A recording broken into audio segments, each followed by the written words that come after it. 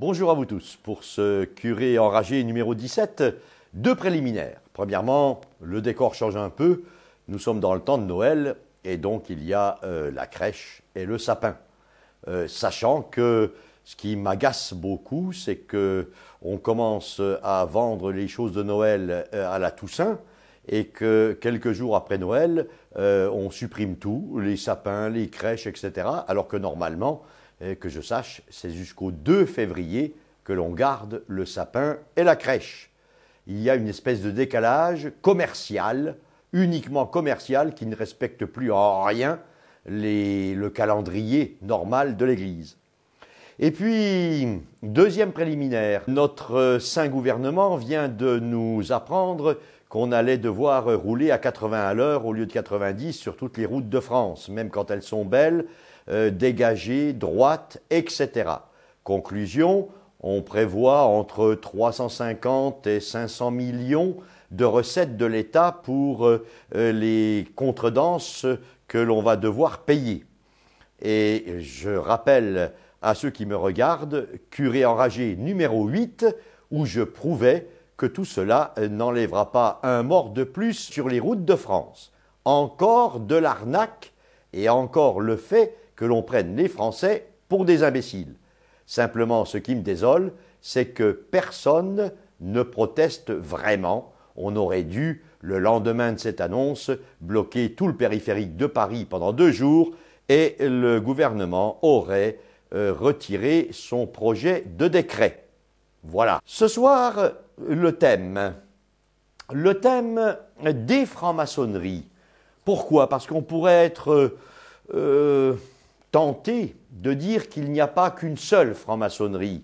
En fait, les fondements sont les mêmes pour toutes, simplement, c'est souvent les gens qui composent les loges franc-maçonniques qui, eux, sont différents.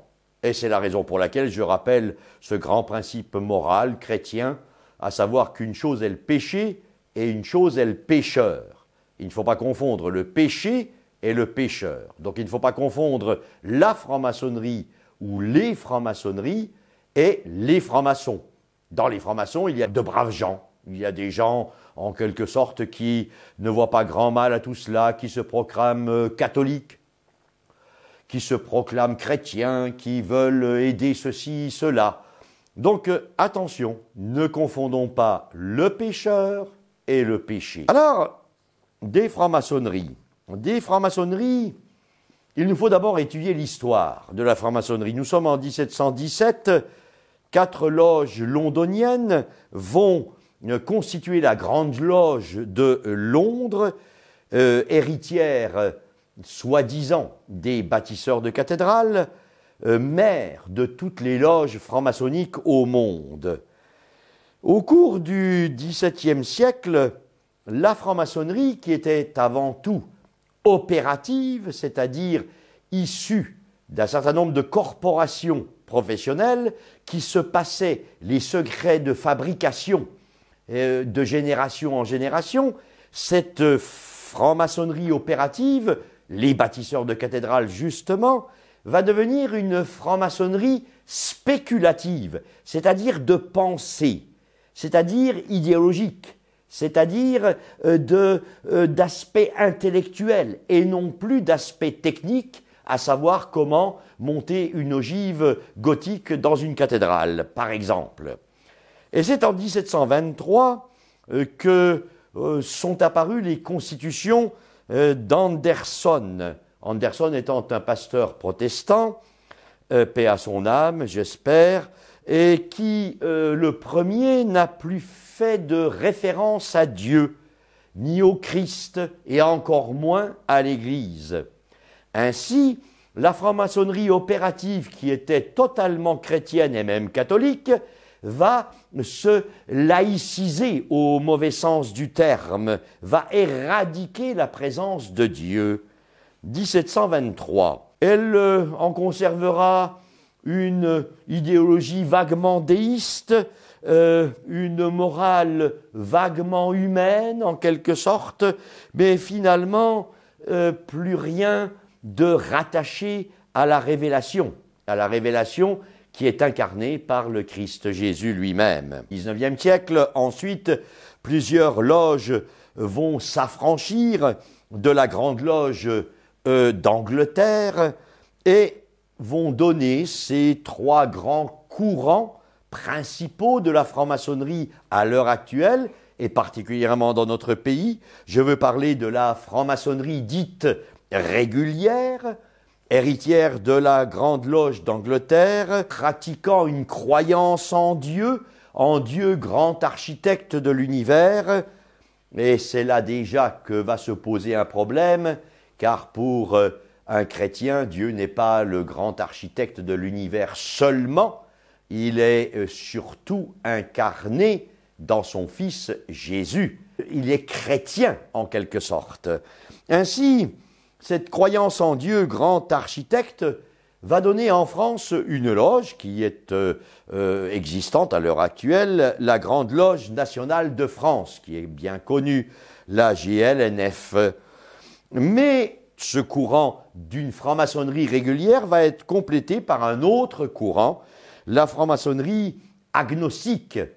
L'agnosticisme consistant à dire qu'on ne peut prouver l'existence de Dieu ou d'ailleurs ne pas la prouver. On ne sait pas. Être athée, c'est dire « je suis sûr que Dieu n'existe pas ». Être agnostique, c'est dire « je ne peux pas me prononcer ». Et c'est l'option que va choisir le Grand Orient de France depuis 1877.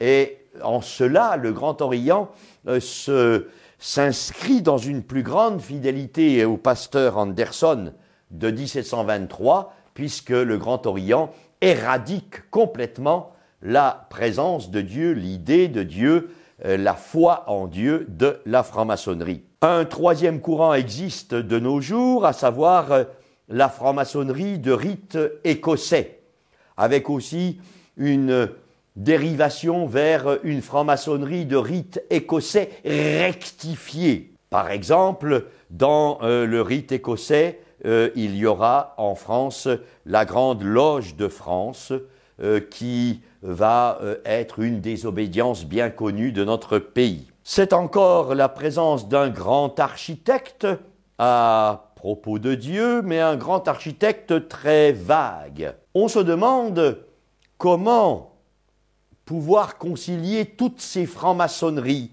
et pourquoi, par rapport à toutes ces francs-maçonneries, l'Église est tant opposée à elles.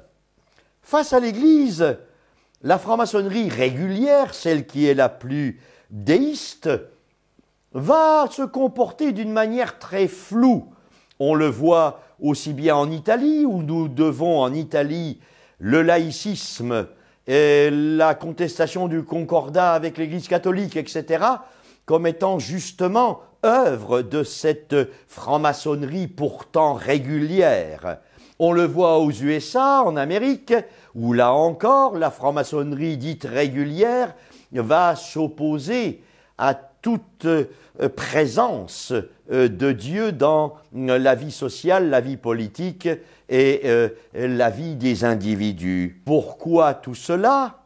Parce que finalement, la Grande Loge de Londres, qui deviendra ensuite la Grande Loge d'Angleterre, en fait est protestante. Et en ce sens, elle va s'opposer à la pensée catholique par ce qui va composer les grandes idées de toute franc-maçonnerie. Et c'est pour ça que quand on dit des francs-maçonneries, oui c'est vrai, parce que les gens qui composent les différentes loges sont très différents, et comme je le disais, il y a des braves gens, mais en même temps, il y a tout un fond, un substrat qui lui est commun à toutes les loges franc-maçonniques. En France, la Grande Loge nationale de France va séduire beaucoup de catholiques, et même peut-être, me semble-t-il, certains confrères, et même peut-être, me semble-t-il, certains évêques. Pensons au cardinal Villot sous Paul VI, pensons à celui qui a été longtemps président de la conférence des évêques de France, l'évêque Villenay, qui avant de mourir a avoué avoir été franc-maçon, Bref, ça séduit beaucoup. Et pourtant, c'est bien Clément XII qui va le premier condamner toute forme de franc-maçonnerie en 1738. Mais pourquoi y a-t-il cet aspect inconciliable entre la vérité catholique, la religion catholique et la franc-maçonnerie d'une manière générale? D'abord parce que la franc-maçonnerie est soit déiste, soit athée, soit régulière ou irrégulière. Mais qu'elle soit l'une ou l'autre de ces options, de toute façon, elle prône un naturalisme. Qu'est-ce que c'est le naturalisme? C'est une option philosophique qui ne nie pas Dieu, mais qui n'accorde à la présence de Dieu aucune conséquence dans la vie humaine. Dieu est le grand horloger, comme dirait Voltaire, il est le grand architecte de l'univers, là-haut, là-haut, là-haut, là-haut, mais il ne descend jamais sur terre, il ne descend jamais dans ma vie, il ne descend jamais dans vos vies. Il est là-haut, là-haut. Pourquoi y est-il? Que fait-il? On ne sait pas trop, mais de toute façon, il ne descend jamais sur terre. Et pourtant, et c'est là qu'il y a cette opposition fondamentale entre la franc-maçonnerie et la foi catholique, c'est que la foi catholique repose sur le fait que Dieu descende sur terre en son Fils Jésus. C'est ce qu'on appelle le mystère de l'incarnation, le mystère de Noël. Ainsi, Dieu ne reste pas loin de nous. Il partage notre vie, il partage notre nature, il partage même nos faiblesses puisqu'il va en mourir sur la croix. Il ne partage pas nos péchés, mais il partage notre nature pleinement. C'est ça, être chrétien. Et être franc-maçon est inconciliable avec le fait d'être chrétien dans la mesure où Dieu reste dans son ciel et ne descend pas sur la terre. La franc-maçonnerie, d'une manière générale, va nier la réalité des dogmes. Un dogme, qu'est-ce que c'est? C'est Dieu qui, d'une manière surnaturelle, par son Fils Jésus, ou dans la tradition de l'Église, va enseigner quelque chose de ce qu'il est, de ce qu'il veut, ou de ce que nous sommes. Autrement dit, c'est une vérité devant laquelle on s'agenouille, parce que c'est Dieu qui parle.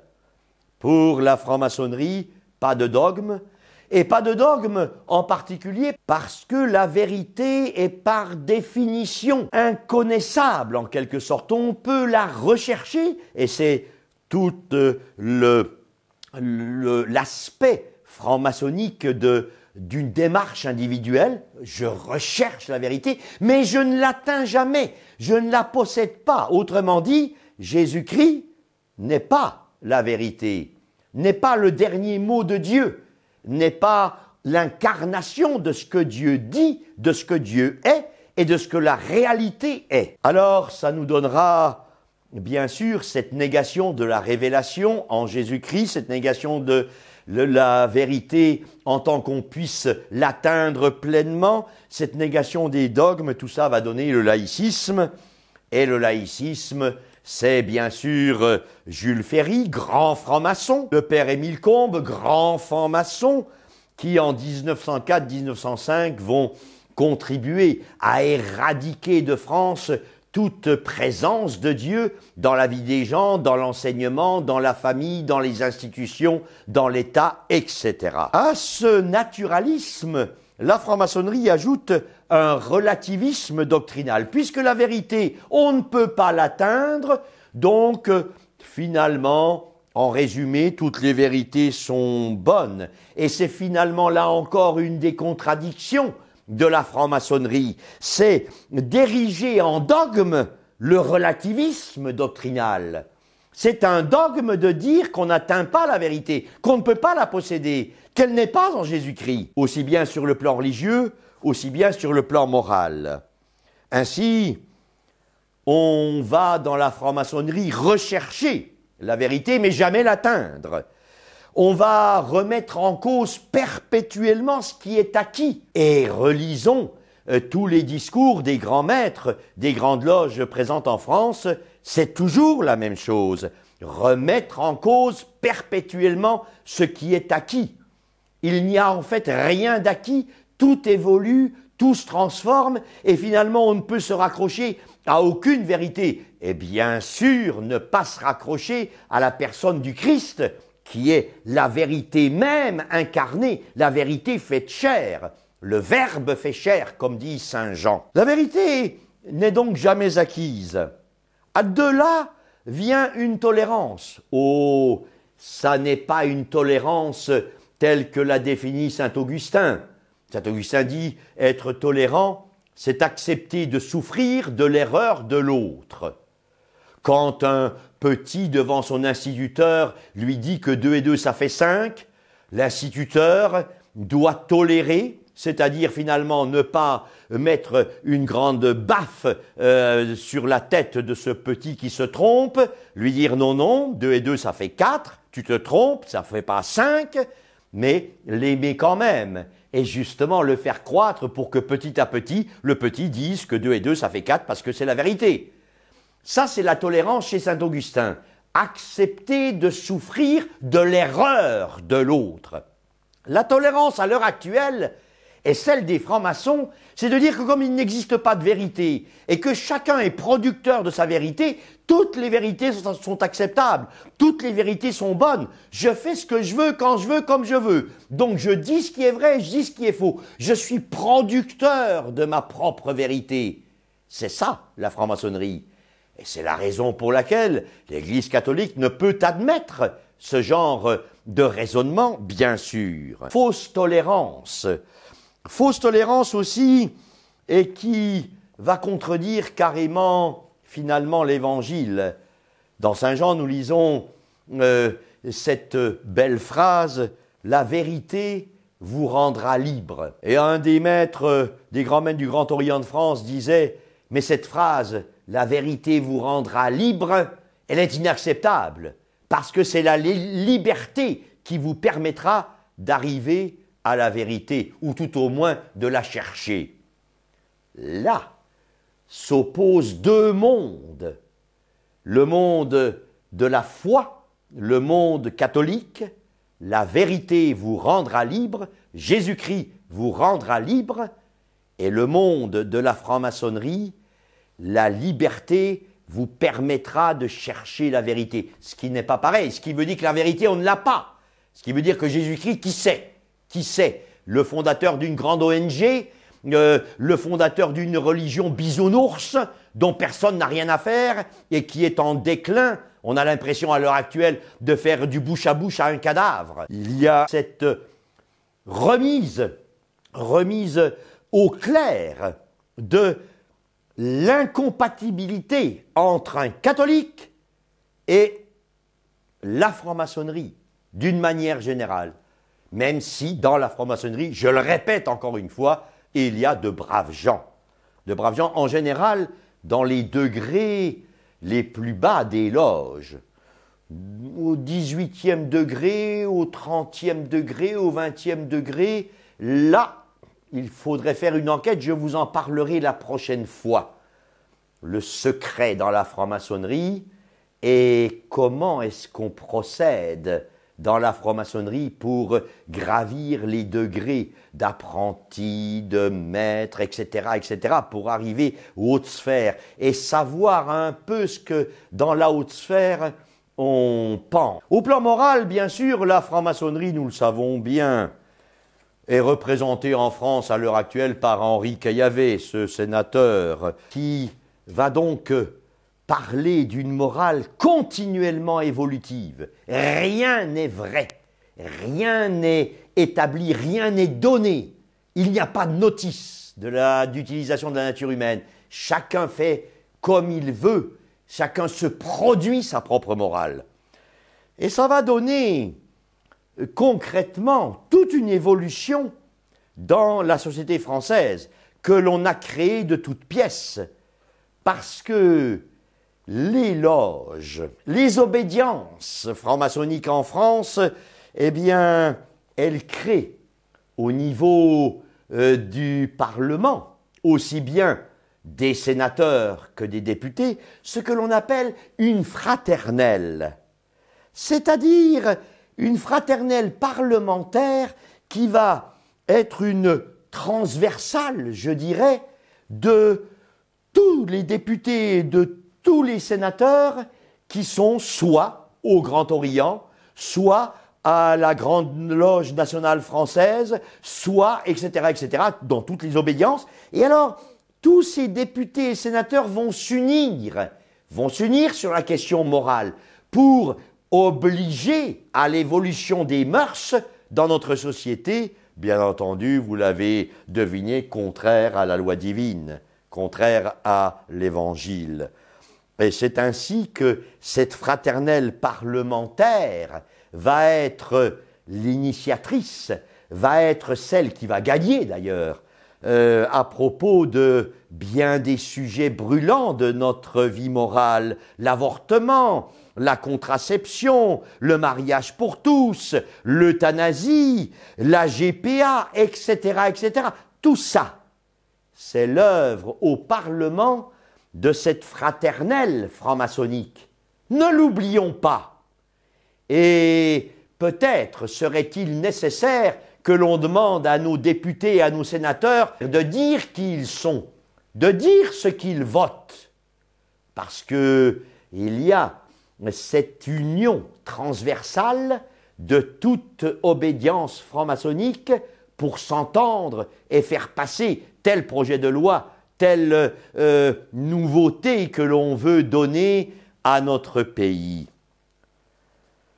Pour conclure, être franc-maçon et être catholique, est-ce possible? Oui, dans le cas où on est un grand naïf, dans le cas où on ne s'est pas rendu compte de tout cela, dans le cas où on dit, ben voilà, je suis un bon catholique, mais en même temps j'ai des copains, alors je me réunis avec eux. Oui, dans ce cas-là, on peut être franc-maçon et catholique.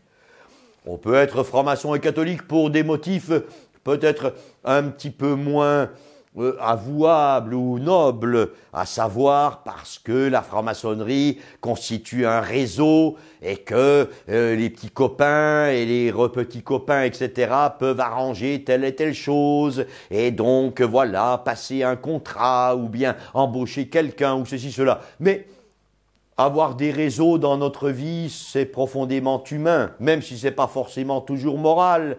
Mais bon, demander un service à un copain, tout le monde le fait. Simplement, sinon, dans la mesure où un catholique serait correctement averti de ce qu'est la franc-maçonnerie et de ce qu'elle est dans ses fondements, à ce moment-là, il ne pourrait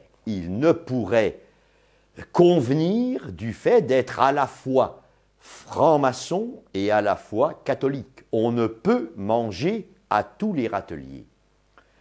Je vous donne rendez-vous pour une prochaine émission, à un moment ou à un autre qui sera programmée, à savoir que nous étudions un peu le fonctionnement interne de la franc-maçonnerie, parce que là aussi il y a beaucoup à dire. Qu'est-ce que c'est le secret franc-maçon? Comment sont recrutés les gens? Quel lien existe-t-il entre les hauts dirigeants de la franc-maçonnerie et puis le petit franc-maçon normal qui simplement va s'entendre avec son copain pour passer un contrat lucratif? Tout ça, tout ce qui est un peu la face cachée. Alors, pour terminer, je me permets de faire deux pubs. La première pub, c'est en ce qui concerne une petite revue qui s'appelle Permanence, qui est faite par une association, Ictus, qui a été fondée par Jean Housset, in illo tempore, et dont un des numéros, le numéro 317 de décembre 1994, donne en 40 pages tout ce qu'il faut savoir sur la franc-maçonnerie. C'est génial comme numéro, c'est vraiment synthétique au plus haut point. Et puis bien sûr, si vous voulez, si vous êtes intéressé par ce sujet, vous pouvez lire « Je servais Lucifer sans le savoir de Serge Abad Gallardo, qui est un bon et grand franc-maçon converti au catholicisme. À tous, bon courage et clairvoyance, car c'est la vérité qui nous rendra libres.